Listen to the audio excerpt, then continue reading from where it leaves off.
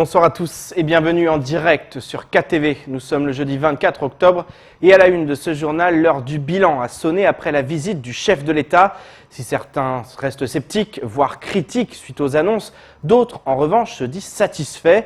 Le sénateur Tani, membre de La République En Marche, fait partie de cela. Néanmoins, selon lui, pour que les grands projets se réalisent, encore faut-il que toutes les forces vives du territoire se mobilisent dans les tout prochains mois. Au montage, Leslie Vimenet. Le sénateur Thani Mohamed Soilihi fait partie de ceux qui croient à la politique d'Emmanuel Macron, et ce depuis le début, avant même qu'il devienne le chef de l'État. Mardi, le parlementaire mahorais n'était jamais loin du président. Il fait même partie de ceux qui lui ont soufflé les phrases prononcées en shimaorais. Nous avons un président de la République qui a su s'adapter à la population à laquelle il voulait s'adresser.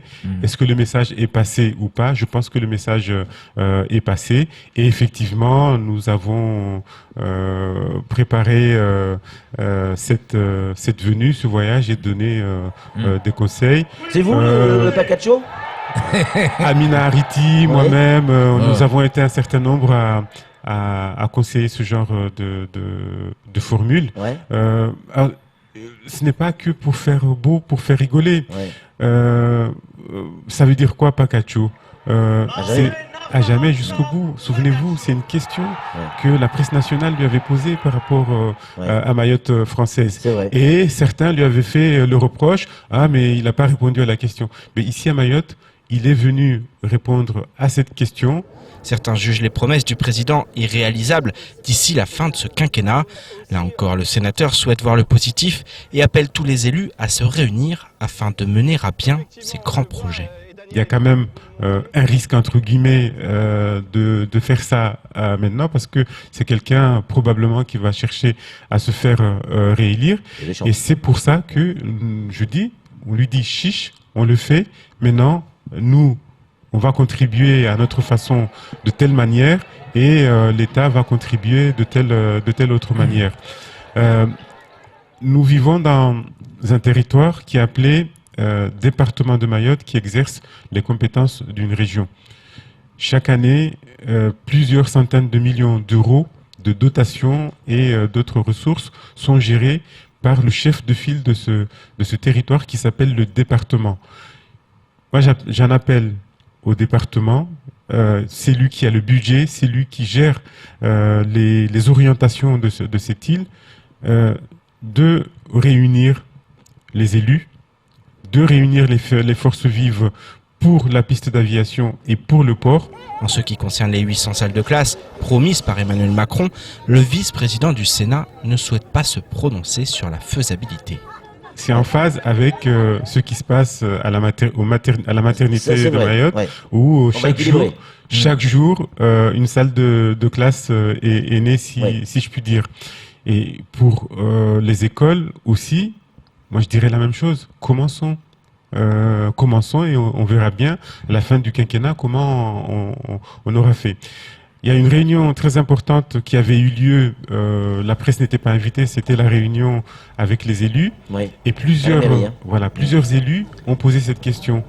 Les lourdeurs des procédures administratives, la facilitation, comment aller plus vite. Il y avait les représentants de l'AFD, il y avait les représentants de l'ANRU et d'autres représentants qui faisaient partie de cette délégation. Et la question a été posée. Donc, tous collectivement, il nous appartiendra d'apporter des réponses. Apporter des réponses et des solutions de manière collective, voilà l'un des moyens de faire passer de belles promesses en réalisation. Le compte à rebours est lancé. Économie maintenant. Ce matin, une conférence de presse était organisée par la société AVM, acronyme d'abattoir de volailles de Mayotte. Cette conférence s'est tenue au restaurant L'Orient Express pour présenter les ambitions de la société qui compte gagner des parts de marché grâce à son produit phare, Mon Pouletti, un poulet 100% mahorais dont la traçabilité est accessible à tous. Un reportage signé Paul Arthur Avit. Assurer la traçabilité des poulets vendus par l'entreprise, voilà la raison de la conférence de presse qui s'est tenue ce matin. La société AVM a voulu présenter sa nouveauté, un QR code placé sur l'emballage des poulets Mon Pouletti, qui permettra aux consommateurs, en le flashant, de connaître la provenance du poulet qu'ils consomment. Cette conférence de presse nous a permis de mettre l'accent sur notre nouveau système de traçabilité, un système qui est innovant à Mayotte et qui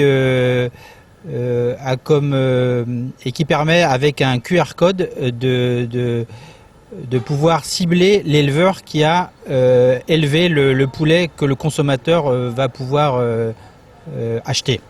Une traçabilité considérée comme un gage de qualité, la société fait appel à 11 éleveurs triés sur le volet et ayant des consignes strictes sur l'élevage et le nourrissage des volailles dont les œufs sont importés pour enfin éclore sur l'île au parfum. L'entreprise a lancé il y a un mois les travaux de construction de son abattoir pour pouvoir transformer plus de poulets et par la suite essayer de prendre plus de parts de marché sur la vente de poulets à Mayotte. Les enjeux, c'est énorme. Mayotte, c'est 14 000 tonnes de volailles importées par an ici dans notre territoire. Et nous, on fait à peine 100 tonnes, c'est à peu près 1%, 1,2 ou un truc comme ça.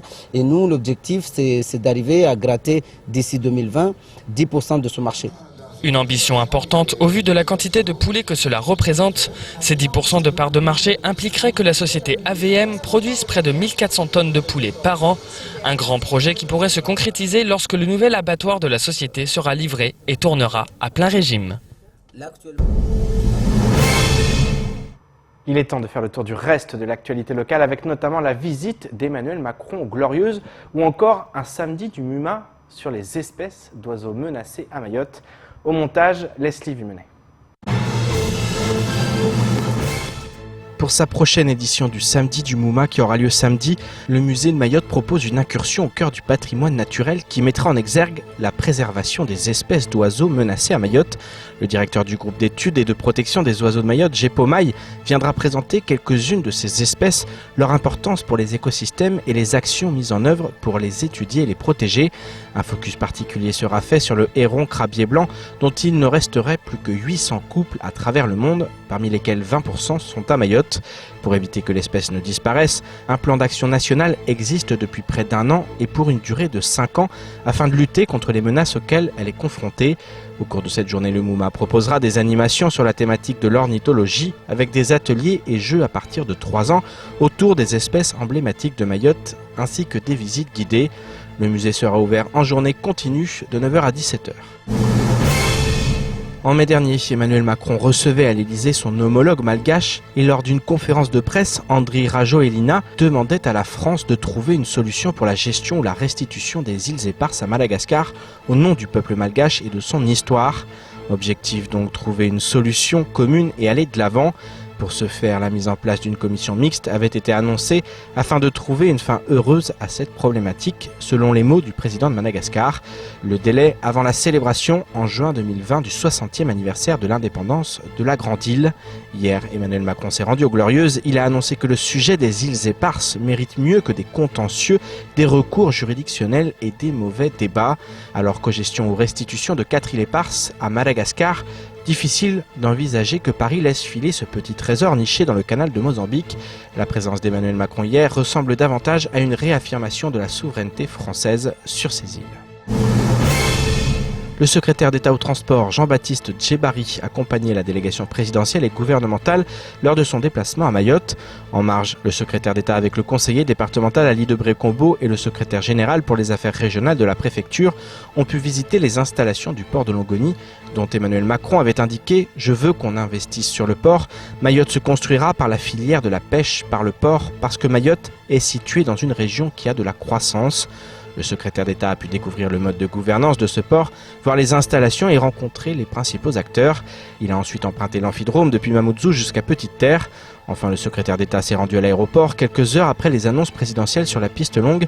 Il a pu notamment rencontrer les principaux acteurs aéroportuaires, visiter la tour de contrôle et évoquer les 2 scénarios possibles pour la piste. Le département a suggéré par la voix de son président, Swabadine Ibrahim Ramadani, la mise en place d'un comité de pilotage afin de tenir le calendrier indiqué sur cette question des transports. On termine cette édition avec la Convention internationale des droits de l'enfant qui fête cette année ses 30 ans.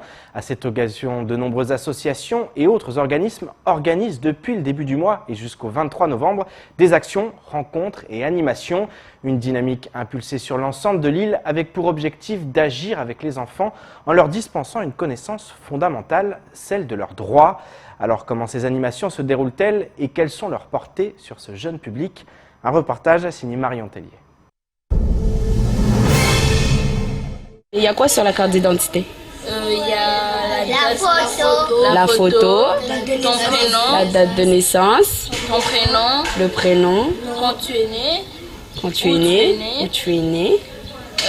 il y a aussi si tu es une fille ou un garçon. Si tu es une fille ou un garçon. Et important, la nationalité. Mais ce qui est le plus important, c'est que vous ayez déjà une identité, un nom, un prénom. Sans que vous ayez une identité, vous serez nulle part reconnu. Le droit d'avoir un nom, une nationalité, une identité, voilà l'un des 12 droits fondamentaux inscrits dans la Convention internationale des droits de l'enfant. Dans cette école de l'abattoir, les enfants assistent à une journée d'animation dispensée par les ambassadeurs des droits de l'enfant ainsi que les animateurs du CMEA. Après une demi-journée d'ateliers ludiques, la presque totalité des 40 enfants présents sur le site sont en mesure de citer leurs droits, mieux d'en comprendre les enjeux. Un véritable succès. En effet, à leur arrivée ce matin, leur connaissance sur la question restait limitée. J'ai remarqué que déjà beaucoup d'enfants ne connaissent pas leurs droits. Ils connaissent quelque chose qu'ils peuvent faire, mais la plupart du temps, ils entendent qu'ils ne peuvent pas faire beaucoup de choses. Les animateurs, les ambassadeurs, leur rôle, c'est de leur dire les 12 droits fondamentaux qu'un enfant doit avoir, de les entendre, de les expliquer pourquoi en fait un enfant a le droit. Voilà, parce que c'est important qu'un enfant connaisse ses droits pour pouvoir se faire respecter. 4 ateliers sont ici mis en place sur les thèmes de l'expression, temps manuel, choral, de la lecture ou encore du jeu. Un peu plus loin, c'est une exposition ludique qui attend les enfants. Autant d'outils pour faciliter la compréhension des uns et des autres sur un territoire où le contexte d'atteinte aux droits de l'enfant est omniprésent. Avec près de 84% de la population vivant en dessous du seuil de pauvreté, le droit à une alimentation suffisante et équilibrée reste pour ce seul exemple bafoué. Il en est de même pour le droit d'avoir des conditions de vie décentes ou encore d'avoir des loisirs. L'immigration se présente elle aussi comme facteur aggravant. Elle est bien souvent la cause de l'atteinte au droit d'aller à l'école ou encore de celui d'avoir une famille, d'être entouré et aimé. C'est ainsi que s'achève ce journal. Merci de nous rester fidèles sur KTV. Pour ma part, je vous donne rendez-vous demain dès 19h pour décortiquer comme chaque soir l'actualité locale. Excellente soirée sur Coésie.